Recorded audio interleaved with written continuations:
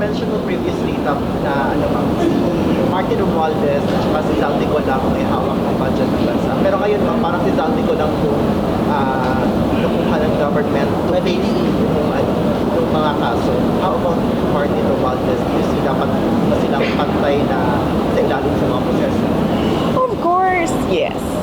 No? Nabanggit ko noon, Martin Romualdez and Zaldico. Kasi yun yung based on my personal knowledge. Hindi kasi ako nagsasabi ng mga bagay na wala akong personal knowledge. So ang binanggit ko noon, si Martin Romualdez at si Zaldico, dahil alam ko, based on my personal knowledge, na sila ang may control ng budget.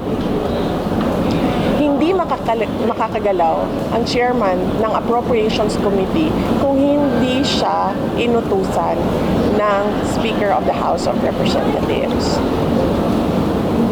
So yun yung part nilang dalawa, di ba? Yung lahat nung pagtago ng mga insertion ba tawag nila, no? Pag-insert ng mga lahat ng pera para kukunin nila. At yun, nagagawa nila yon kung hindi man sa GAB, doon sa BICAM. Kasi dadaan pa niya ng Senado may negosasyon pa doon sa Senado. So ang final document niyan ay nandoon sa GAB.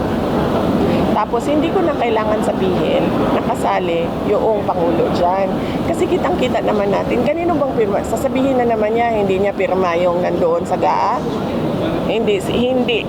Ako yan. Hindi si Ferdinand Marcos Jr. ang pumirma dyan.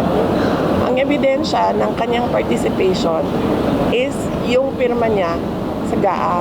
Wala nang ibang kailangan na evidence ng participation ng President dyan. Dahil siya yung nag-submit ng NEP. Nakita niya kung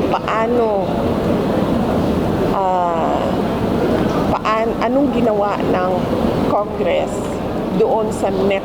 Sa budget niya yun budget yun ng administration kasi siya yung nag-submit noon. Nakita niya kung ano yung ginawa ng Congress doon. Pero pinirmahan pa rin niya. So, yan.